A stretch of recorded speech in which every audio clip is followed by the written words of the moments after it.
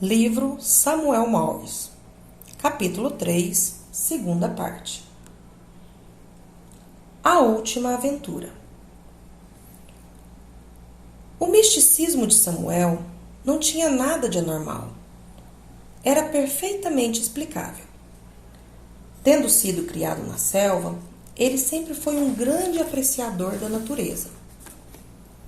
Sua consciência de Deus não provinha apenas do Espírito Santo que habitava nele, mas também da beleza da natureza na qual ele via refletida a obra das mãos do Criador.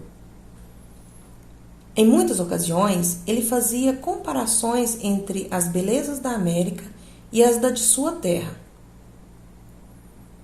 Na África havia muitas flores lindas, mas sem perfumes. Aqui, ele gostava muito de caminhar longamente pelas matas, aspirando o perfume das flores silvestres e escutando o fascinante canto dos tordos, cotovias e outros pássaros canouros. Quando chegou o outono e as folhas das árvores começaram a mudar de cor, assumindo os diversos tons da época, Samuel, que estava acostumado apenas ao verde dos trópicos, ficava a contemplá-las com êxtase de alegria. Vez por outra, ele soltava brados de agradecimento ao Pai Celeste por poder apreciar tantas maravilhas. E muitas vezes comentava: Deus é muito bom com vocês aqui em Indiana. No dia de ações de graça, após o tradicional almoço, o Dr. Reid perguntou-lhe de qual dos dois lugares gostava mais, da América ou da África. O rapaz riu e respondeu: O que é melhor, peru assado ou carne de macaco crua?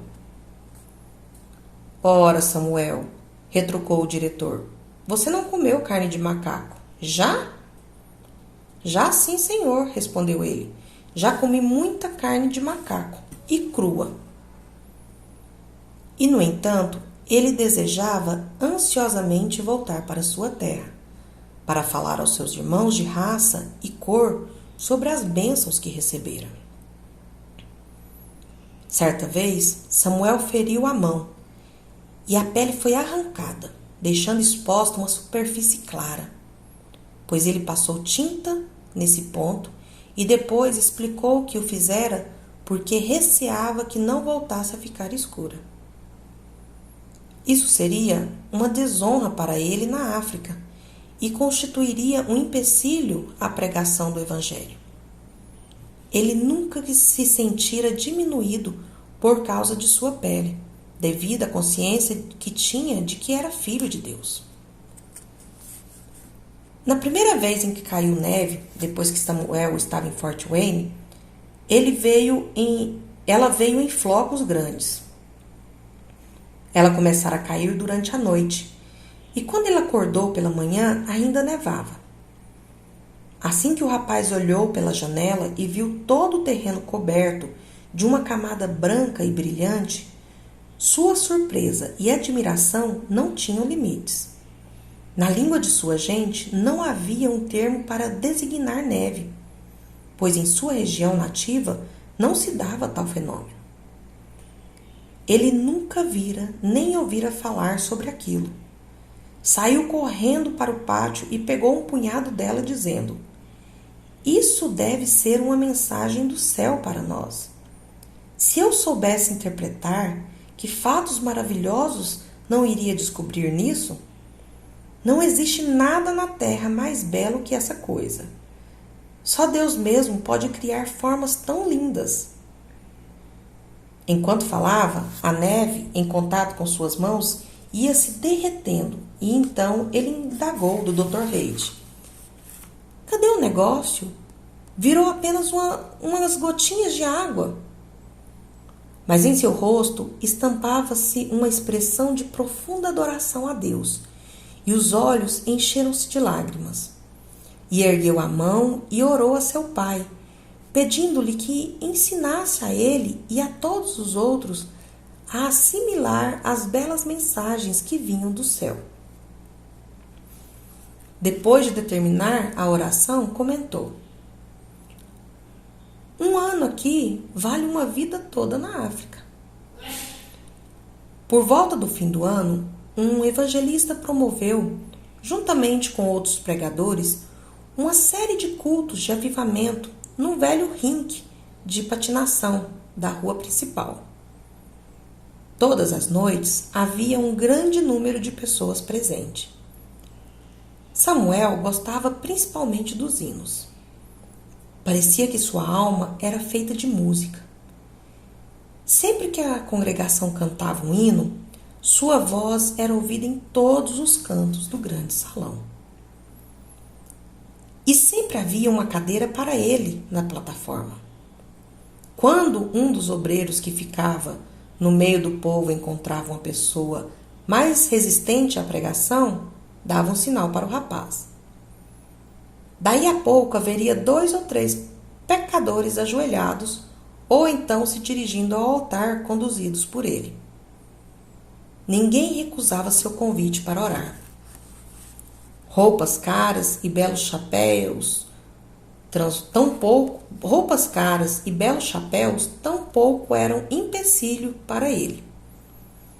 O fato de ser negro também não chocava ninguém, pois todos logo percebiam a graça e o grande poder espiritual que possuía. Samuel não pregou muito nesse período, mas cantou e orou bastante. As torturas que o rapaz sofrera durante o tempo em que fora refém de guerra e as condições adversas em que vivera durante a viagem no navio cargueiro haviam enfraquecido muito sua constituição física, que já era frágil. A isso veio somar o rigor de nosso clima, de invernos longos, um ambiente muito estranho para uma pessoa criada nos trópicos. Mas apesar de tudo, Samuel continuou a assistir assiduamente a todos os cultos, naquele inverno de 1892 a 93, que foi ainda mais frio do que o normal. Certo dia, quando assistia o culto noturno na igreja metodista da Rua Berry, pegou um forte resfriado, mas não contou nada a ninguém e foi suportando a doença em silêncio, como se nada estivesse acontecendo. Não se preocupava com o fato de a noite estar fria, chuvosa e a temperatura a 30 graus abaixo de zero. Sentia que era seu dever estar ali. Tinha prazer de participar do culto. Seu rosto simples, sua expressão de sinceridade eram uma inspiração para o pregador, que se sentia mais entusiasmado e dava tudo de si no trabalho. Samuel Morris sacrificou a saúde pelo trabalho de Deus. Ele permaneceu na igreja até o final do último culto.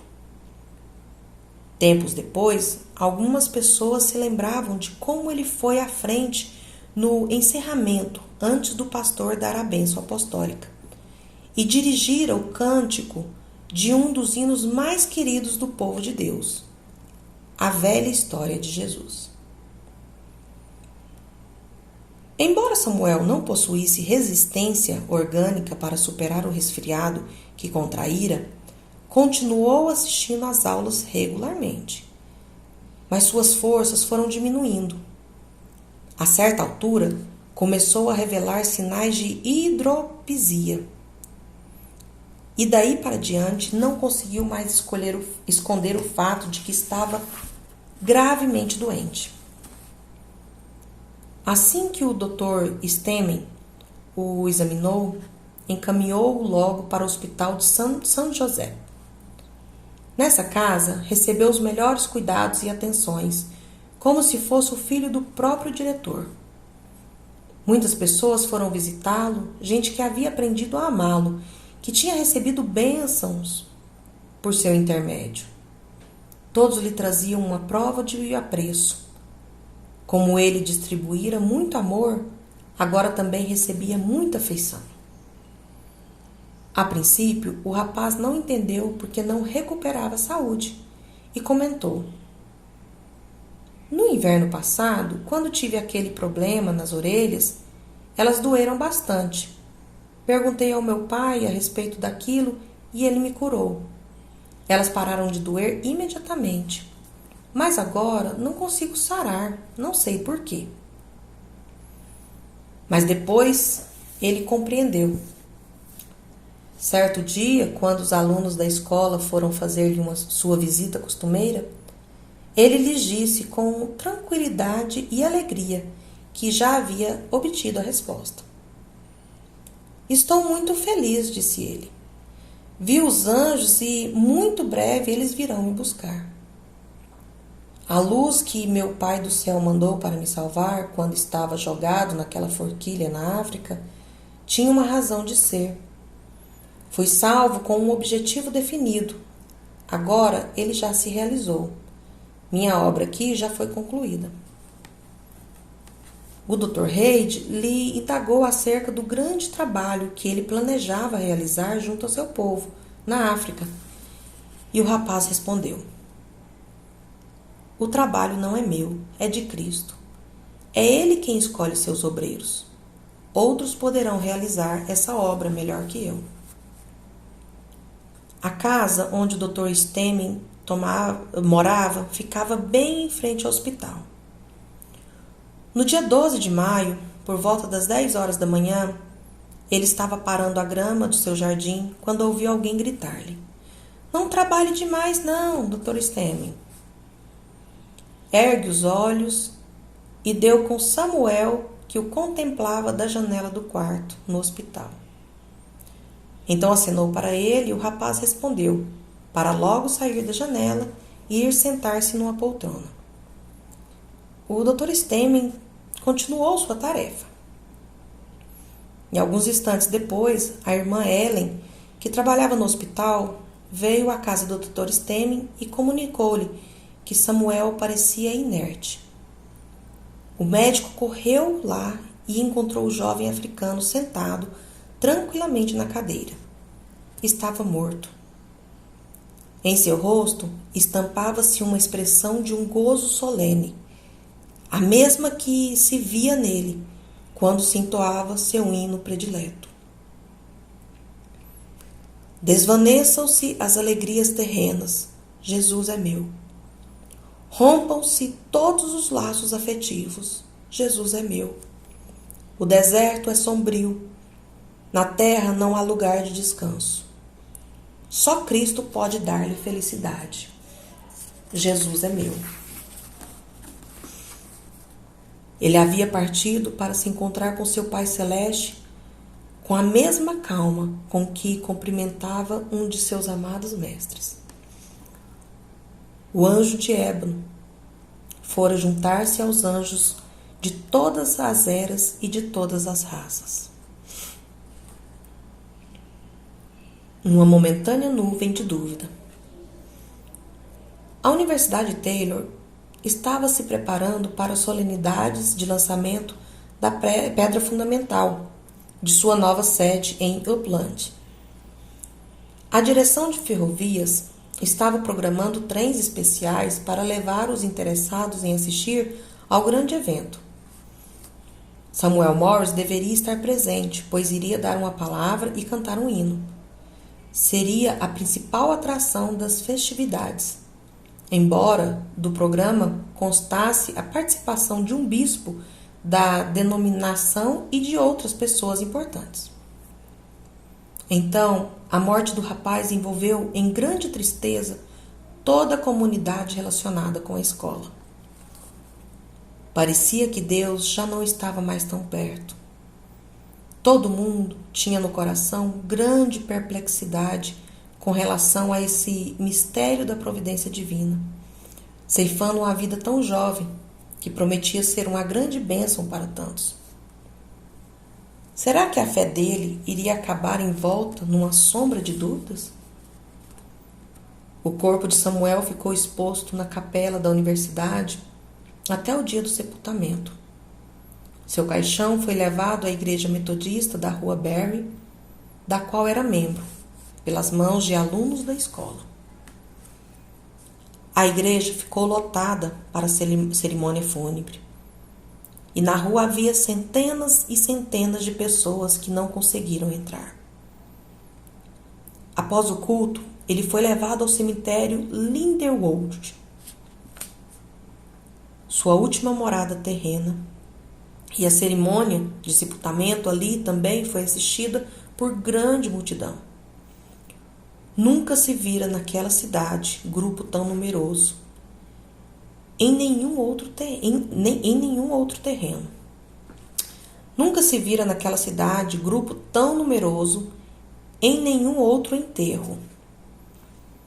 A primeira lápide de seu túmulo foi doada por sua professora Harriet Stemming.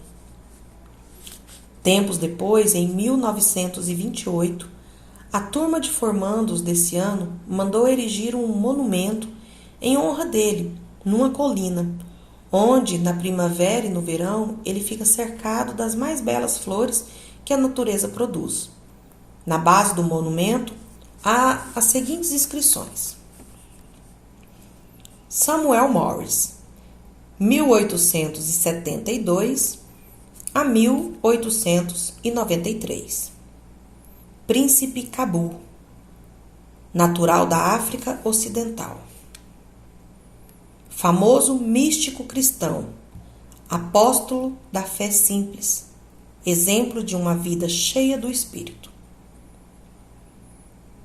Passado o choque inicial da tristeza e pesar geral causados pela morte de Samuel, seus conhecidos, mestres, colegas e amigos começaram a entender o verdadeiro sentido da sua vida e missão. O plano e o propósito de Deus para a vida do jovem africano tinham sido mais amplos do que o que eles tinham em mente. E o Dr. Reid expressou bem a ideia quando escreveu o seguinte: Samuel Morris foi um mensageiro divino, enviado por Deus à Universidade Taylor.